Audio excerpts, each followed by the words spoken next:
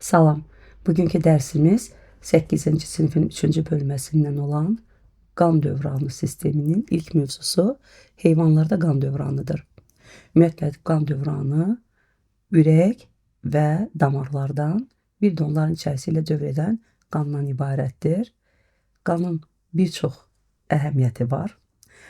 Məsələn, biz bilirik ki, qan həzm sistemində orqanizmə, hüceyrə və toxumalara lazım olan həzm olmuş qida maddələrini özünə götürür və yaxud da tənəffüs sistemində canlıların tənəffüsü üçün lazım olan oksigeni özünə götürür və yaxud da sonralar öyrənərək ki, məsələn, bəzilərdə orqanizmdə funksiyaların tənzim olunmasında iştirak edəcək bir çox bioloji fəal maddələr, hormonlar sintez olunur.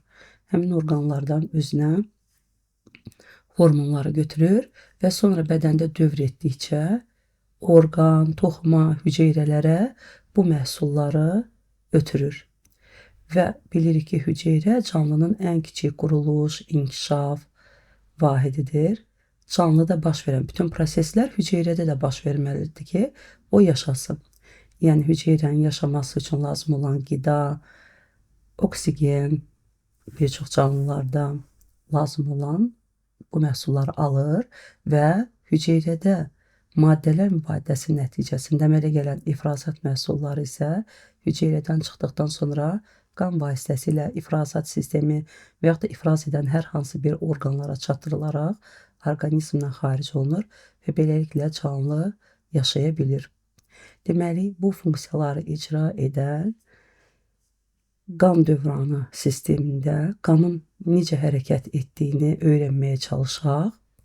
Əvvəla onu da qeyd eləyək ki, qan dövranı sistemi bütün heyvanlarda heç də mövcud deyil. Məsələn, bəzi deyək ki, canlılar var ki, bir hüceyrəli heyvanlarda əlbəttə ki, qan dövranı sistemi olmaz. Hətta çox hüceyrəli heyvanlardan bağırsaq boşluqlar, süngərlər kimi heyvanlar var ki, onlarda da qan dövranı sistemi yoxdur.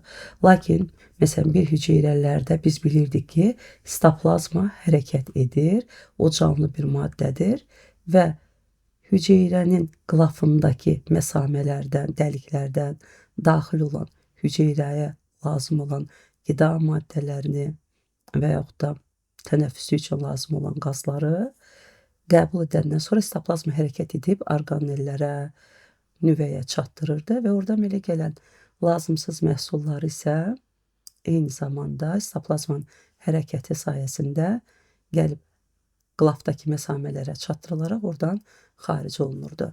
Bağırsaq boşluqlarda da eyni zamanda maye mühit hesabına bu prosesləri həyata keçirilir. Lakin əksər çox hüceyrəli heyvanlarda qan dövranı sistemi mövcuddur və qan dövranı olanlar, mollusklar, həlqəvi qurdlar, buğumayaqlılar, onurğalıların əksəriyyətində ürək, damarlar və onların içərisindən dövr edən qan dövranı sisteminə əmələ gətirir. Qan dövranı olan canlılar özü də iki qrupa bölünür. Açıq qan dövranı olanlar və qapalı qan dövranı olanlar. Açıq qan dövranı olanlara buğumayaqlıları, mollusklardan qarnayaqlı və iki taylı molluskları misal söyləyə bilərik. Qapalı qan dövranı olanlara isə həlqəvi qurdlar, başayaqlı mollusklar və onurğalıların hamısı misaldır. Açıq qan dövranında qan, bax burada məsələn açıq qan dövranına aid bir misal göstərilib. Məsələn, həşəratlarda, burada həşəratlardan çəyirtkə təsvir olunub. Əlbəttə ki, açıq qan dövranı olacaq. Açıq qan dövranında ürəkdən vurulan qan damarlara, ümumiyyətlə ürəkdən qan aparan damarlara da biz bilirik ki, hansı damarlar deyirdilər? Arteriyalar deyilir. Ürəyə qan gətirən damar düzdür. Buğumayaqlarda yoxdur. Dəliklər vasitəsilə qan ürəyə daxil olur. Amma hansı canlıların ürəyindəki qanı ürəyə daşıyan damar varsa, o damarlara vena deyirik. Lakin arteriya vena arasında olan damarları isə kapillyarlar deyirik. Deməli, açıq qan dövranı olan canlılarda kapillyarları görmürük. Bir çox açıq qan dövranı olan heyvanlarda venalar olsa da, lakin boğmayaqlardan, həşəratlarda vena damarlarına rast gəlmirik. Venaların sayı sıfırdır. Bayaq dediyimiz kimi ürəyə qan dəliklər vasitəsilə daxil olur. Açıq qan dövranında gördüyümüz kimi ürəkdən çıxan damar, arteriya ilə qan sonra bədən boşluğuna tökülür. Burada kapillyarlar yoxdur. Və bədən boşluğuna tökülən qanın içərisindəki maddələrin orqanizmdə olan hüceyrələr, toxumalar arasında mübadiləsi baş verir və bundan sonra isə qan yenidən dəliklərlə ürəyə gəlir və beləliklə açıq qan dövranı sistemi bu şəkildə davam edir. Qapalı qan dövranında isə burada gördüyümüz kimi qan yalnız ürək, arteriya, kapillyar, sonra vena ilə yenidən ürəyə daxil olur. Bəs burada o zaman qandakı məhsullar hüceyrə və toxumalara necə gedir? Biz növbəti dərslərimizdə bu damarların quruluşu ilə biraz da yaxından tanış olacağıq. Baxmayaraq ki, təbiət dərslərindən artıq bu damarların adı bizə bəllidir. Kapillyarların divarı çox nazik olur, bir qat epiteldən təşkil olunur və ona görə kapillyarlarla hüceyrə və toxumalar arasında asanlıqla mübadilə gedir. Yəni, qanın tərkibində olan məhsullar bu kapillyarların içərisindən qandan ayrılır və hüceyrə arası mühitə keçir və hüceyrələrdən belə gələn bəzi ifrazat məhsulları isə xarici olaraq həmin kapillyarın içərisindəki qana keçir və qanın tərkibi beləliklə dəyişəcək. Biz indi qan dövranında konkret olaraq bu məsələlərə bir də qayıdarıq. Deməli, qan dövranı biz bildik ki, bəzi canlılarda yoxdur, bəzilərində var. Qan dövranı olanlar da iki qrupa bölündü. Açıq qan dövranı olanlar və qapalı qan dövranı olanlar. Biz bunlara aid nümunələr və açıq və qapalı qan dövranının fərqlərini öyrəndik. Qan dövranına keçməzdən əvvəl qan haqqında da bəzi məlumatlar verək. Deməli, bir çox canlıların, məsələn, insan daxil olmaqla, onurğalılar və yaxud da soxulcanda qırmızı qanı olsa da, bəzi canlılar var ki, məsələn, boğmayaqlarda, bir çox onurğasızlarda qan qırmızı rəngdə olmur. Soxulcanda onurğasızlara aiddir, onların onurğası yoxdur. Lakin onlarda qırmızı olsa da, bir çox canlılarda, məsələn, həşəratların qanı hemolimfa adlanır. Hemolimfa rəngsiz və yaxud da sarımtıl rəngdə olur. Tərkibində eritrositlər olmadığından qan bu rəngdə olur. Bir çox canlıların qanı, məsələn, onurğasızlarda hemolimfa qazlar, maddələr mübadiləsi, yəni qırmızı qanda olduğu kimi, bayaq söylədiyimiz kimi qazlar maddələr mübadiləsini həyata keçirsə də, lakin həşəratların hemolimfası burada qazlar mübadiləsini həyata keçirdə bilmir. Yalnız maddələr mübadiləsində iştirak edir. Ona görə də həşəratlarda qana biz arterial və venoz qan kəlməsi deyə bilmirik. Arterial qan oksigenlə zəngin olan qan idi. Venoz qan isə karbon qazı ilə zəngin olan qanda. Yəni bunların həşəratların qanı qazlar mübadiləsində iştirak etmədiyindən onlarda bu kəlmələri istifadə edə bilməyəcək. Lakin digər onurğasızlarda hemolimfa həşəratlardan başqa qalan onurğasızlarda bu prosesləri həyata keçirdir. Qan rənginə görə nəinki qırmızı, rəngsiz, sarımtıl olur. Hətta bəzi canlıların qanı çəhrayı, mavi, yaşıl rəngdə də olur. Məsələn, bax, burada təsvir olunan mollyusklardan, baş ayaqlardan 8 ayaq təsvir olunur ki, 8 ayaqların qanı mavi rəngdə olur və onun da səbəbi qanlarında bu canlıların hemoqlobin olmur. Biz bilirdik ki, qanda qırmızı qan hüceyrələri var, təbiət dərslərindən. Həmin qırmızı qan hüceyrələrinin tərkibində hemoqlobin zülalı olur. Hem pigmenti var tərkibində də, dəmir olur və bu baxımdan onların qanı qırmızı olurdu. Lakin 8 ayaqlarda bu hemoqlobin əvəzinə hemosiyanin olur. Hemosiyanində də dəmir olmur. Onun əvəzinə mis atom olur və mis də oksigenlə birləşib bax qana belə mavi rəng verir. Deməli biz bildik ki, həmçində qan rənginə görə müxtəlif olur və funksiyası isə yalnız həşəratlarda qan qazlar mübadiləsində iştirak etmir. Digər canlılarda isə qan həm qazlar, həm maddələr mübadiləsində iştirak edəcək. Deməli, qapalı qan dövranında qanın hərəkəti necə olur? Vena vasitəsilə qan ürəyə gəldi. Ürək yığılaraq motor kimi qanı damarlara vurur, yəni arteriyalara vurur. Arteriyalardan sonra isə kapilyarlar, yenidən vena və bu dövr baş verir belə qapalı şəkildə. Açıq qan dövranında isə qeyd etdiyimiz kimi bədən boşluğuna qan tökülürdü. Ürəyin quruluşuna gəldikdə, məsələn, onurğalı heyvanlarda ürək kameralarının sayı fərqli olacaq. Eyni zamanda qan dövranı da balıqlarda bir qan dövranı var, lakin qalan onurğalılarda isə 2 qan dövranı var. Yəni, məsələn, balıqlarda qan bir dəfə bədəndə dövr edir, ürək və damarlardan keçir. Lakin 2 qan dövranı olan canlılarda isə, onurğalılarda isə bədəndə bir dəfə qanın tam dövr etməsi üçün ürəkdən 2 dəfə keçəcək. Bir dəfə kiçik və yaxud da ağciyər dövranında qan ürəkdən çıxıb ağciyərlərə və yaxud da tənəffüs orqanına və yaxud da tənəffüsün baş verdiyi hər hansı bir orqana gedib, deyək ki, arterial qana çevriləcək, gəlib ürəyin sol tərəfinə tökülür. Çünki bu canlılarda ürəkdə 2 qulaqçıq olur. Və bundan sonra isə arterial qan böyük qan dövranı ilə bədənin hər yerinə gedib dövr edəcək və bu ikisi birlikdə bir tam dövrü əmələ gətirir. Deməli, balıqların ürəyi 2 kameralıdır və onların ürəyində yalnız venoz qan olur. Burada şəkildə balıqların qan dövranını təsvir olunubdur və balıqların bütün venalarında yalnız venoz qan olur. Venoz qan gəlir ürəyin qulaqçığına, bir ədəd qulaqçığına tökülür. Qulaqçıq yığılaraq qanı mədəciyə vurur. Mədəcikdən sonra isə qarın aortası vasitəsilə qan qəlsəmələrə çatdırılır. Qəlsəmələrdə venoz qan arterial qana çevrildikdən sonra qəlsəmə üstü arteriyada toplanılır və buradan arterial qan bədənin digər hər yerinə aparılır və arterial qan kapilyarlarda bədən boyunca venoz qana çevrilir.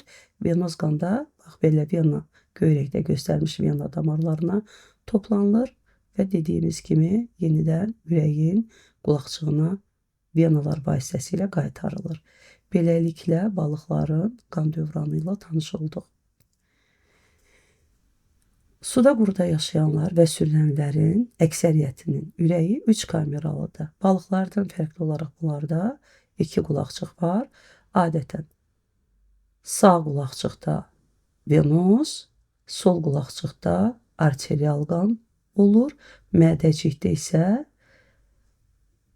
amfibiyalarda, yəni suda quruda yaşayanlar və reptililərdə, əksər sürünənlərdə ürəyin mədəciyində bu qan qarışır. Çünki mədəcik bir şöbədən ibarətdir. Suda quruda yaşayanlarla sürünənlərin mədəciyindəki fərq ondan ibarətdir ki, sürünənlərin ürəyinin mədəciyində natamam, yəni yarımçıq ara kəsmə olur. Bu ara kəsmə yarımçıqda deyə qan yenə qarışır. Lakin sürünənlərdə, timsahda isə ürəyinin mədəciyində ara kəsmə tamdır. Və bu baxımdan da onların ürəyi quşlar və məməlilərin ürəyi kimi 4 kameralıdır. Lakin timsahların ürəyindən çıxanda qan sağ və sol aorta qövsü olduğu üçün sürünənlərdə müəyyən bir hissədə qan qarışır. Çünki bu aorta qövslərinin birləşdiyi bir yer var, orada qan qarışır və bədənə qarışıq qan gedir. Bu baxımdan da quşlar və məməlilərdən başqa, hətta timsahlar daxil olmaqla canlılar soyuqqanlılar adlanır.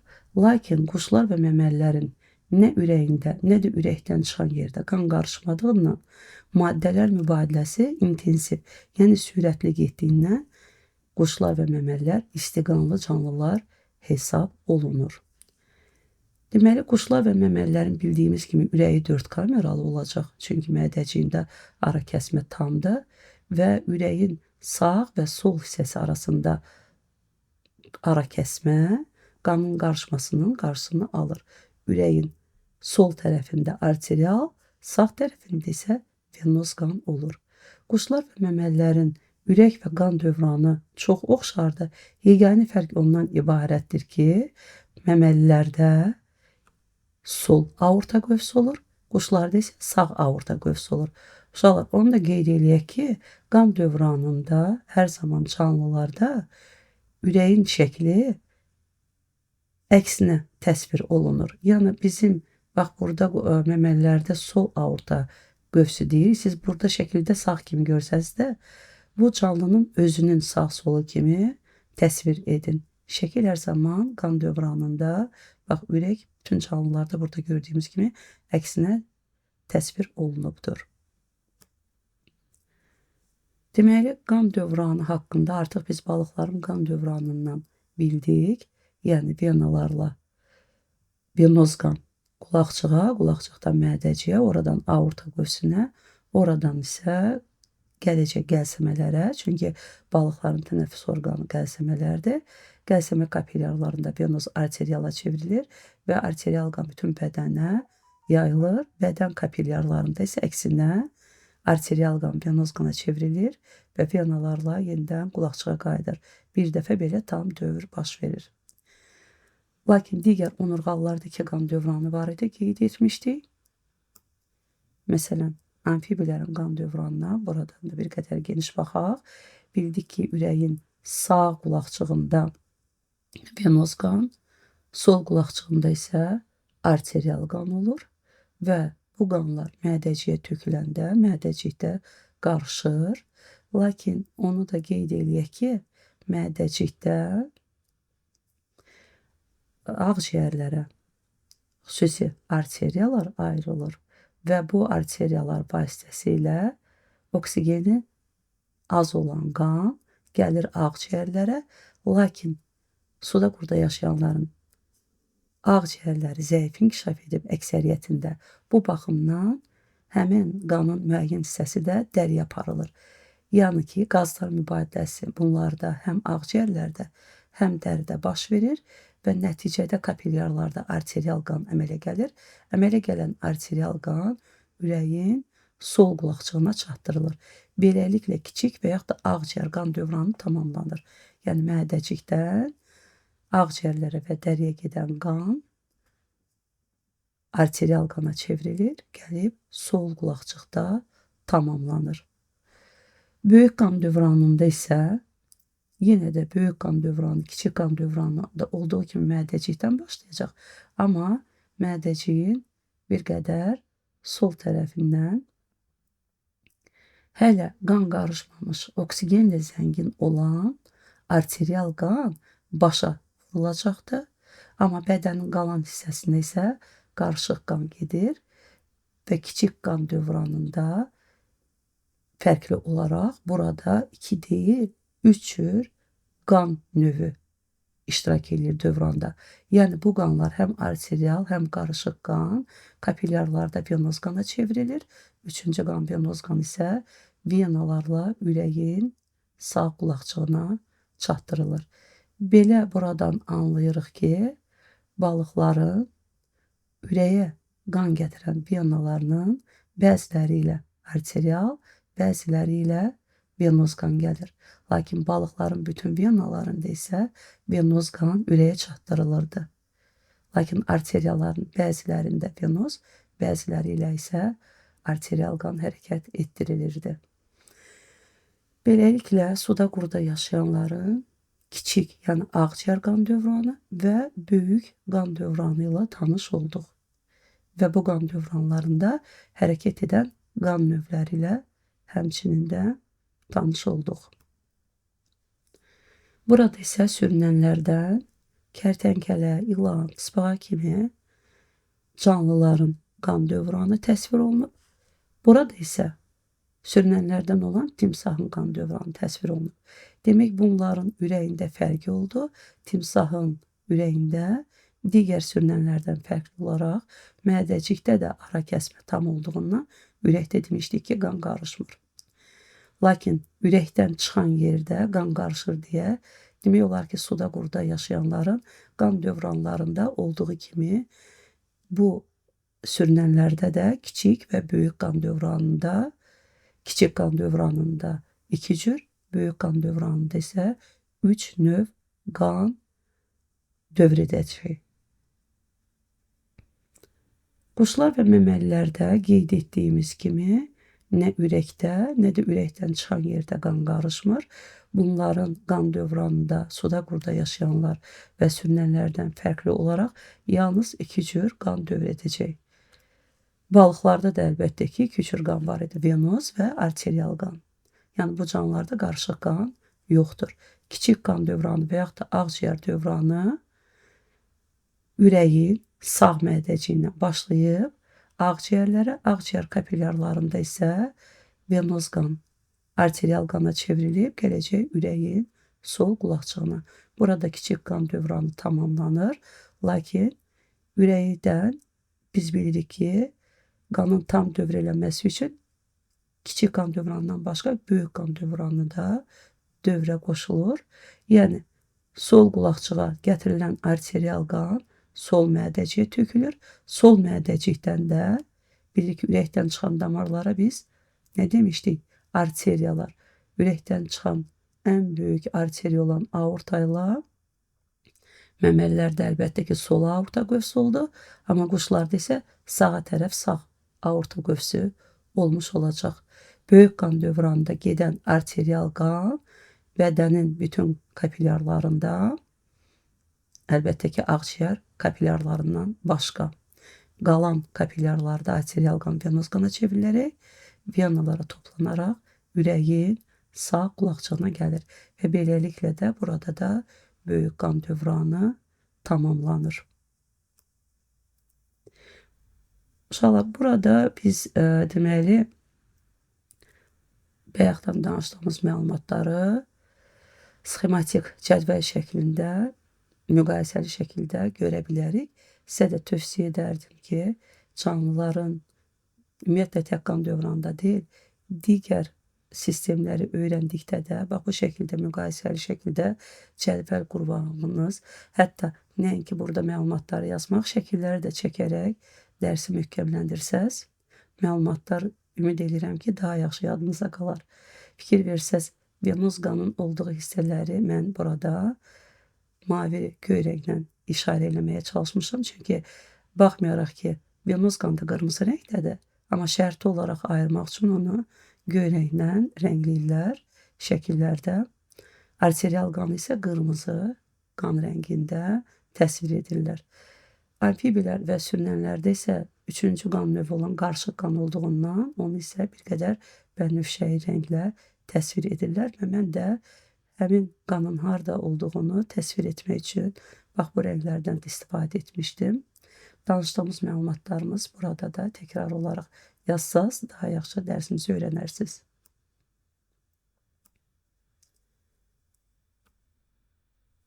Bu şəkildə də fəaliyyətdə dərsimizdə olan şəkili bir nəzərdən keçirək. Bildik ki, biz açıq qan dövranı və qapalı qan dövranı fərqi nədən ibarət idi? Burada məməlilərdən dovşan şəkli təsvir olunub. Əlbəttə ki, dovşan məməlilərə aiddirsə, onlarda böyük və kiçik qan dövranı bir-birindən ayrılıb. Dediyimiz məlumatlar burada da öz əksini tapıb. Həmçinin quşlarda da böyük-kiçik qan dövranı bir-birindən ayrıdır və onlar o baxımdan istiqanlı heyvanlardılar. Lakin balıqlar onurğalılara aid olsa da onlarda bir qan dövranı var. Arterial və venoz qanı var, lakin bir qan dövranı var deyə hələ də soyuqqanlı canlılardır bunlar. Digər canlılar isə açıq qan dövranı olan heyvanlardır. Məsələn, biz burada çəyirtkədə açıq qan dövranı necə baş verdiyini öyrənmişdik. Çəyirtkədən, yəni həşəratlarda fərqli olaraq Məsələn, ilbiz mollyuskalarda da deməli açıq qan dövranıdır və bunlarda arterial və venoz qan kəlməsi olacaq. Çünki bunların qanı tənəffüs orqanında, məsələn, ilbizdə ağciyərlər var, orada arterial qan əmələ gəlir. Əmələ gələn arterial qan vena damarları ilə qulaqçığa, sonra mədəciyə tökülür.